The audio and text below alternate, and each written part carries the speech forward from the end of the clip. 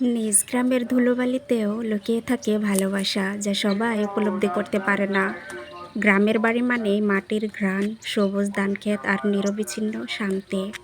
ইট পাথরের শহরের চার দেয়ালের মধ্যে বন্দি থাকা আর গ্রামের খোলামেলা প্রকৃতির মুক্ত বাতাসে ডানা মেলে উড়ে বেড়ানোর মধ্যে অনেক পার্থক্য রয়েছে। জীবিকার তাগিদে আমরা অনেকেই শহরে বসবাস করি, কিন্তু অন্তরের গভীরে আমাদের প্রকৃত ভালোবাসা গ্রামের স্মৃতি প্রতিনিয়ত তাড়া করে বেড়ায়। এখন শহরের দামি ফ্ল্যাটে থাকলেও আসলে শৈশব কেটেছে এই মাটির ঘরেই। আজকে গ্রামের এই পরিপাটি সুন্দর গোছানো মাটির ঘরে আসলে আর শহরের কোলাহলপূর্ণ ফ্ল্যাটে যেতে ইচ্ছে করে না। উঠোনের কোণে নারিকেল গাছ, আম্রমুকুলের মাতাল করা গন্ধ, সব কিছু যেন আবার সেই শৈশবে ফিরিয়ে নিয়ে যায়। লাকড়ি দিয়ে মাটির চুলায় রান্নার স্বাদ যেন অমৃত। সব মিলিয়ে এটাই তো আমার শিকড়ের টান। মনের মাঝে সব সময় জাগ্রত থাকে গ্রামের বাড়ির মায়া।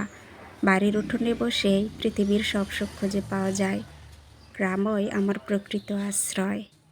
তো আজকে গ্রামের বাড়িটা কেমন লেগেছে অবশ্যই কিন্তু সবাই কমেন্টে জানাবেন। সবাই অনেক অনেক ভালো থাকবেন। টাটা।